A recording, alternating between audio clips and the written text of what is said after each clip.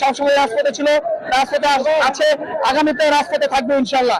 আপনারা জানেন যে একটি নিষিদ্ধ সংগঠন আরেকটি তাদেরই মূল সংগঠন, সেটাও কার্যক্রম নিষিদ্ধ। ওরা সারা দেশে অরাজকতা সৃষ্টি করার লক্ষ্যে বিভিন্ন জায়গায় বিশৃঙ্খলা সৃষ্টি করার চেষ্টা করছে।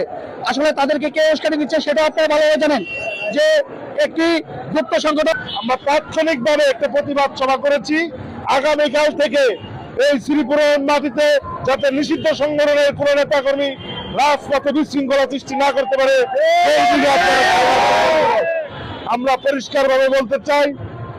আপনারা জানেন এই ফেসিবাদ মুক্ত বাংলাদেশে তারা যেভাবে তারা সরকার থাকাকালীন সময়ে তারা বিভিন্ন সময়ে বাংলাদেশের সাধারণ মানুষের উপর যে অরাজকতা সৃষ্টি করেছিল, আজকে তেমনিভাবে তারা সন্ত্রাসী গঠন করেন।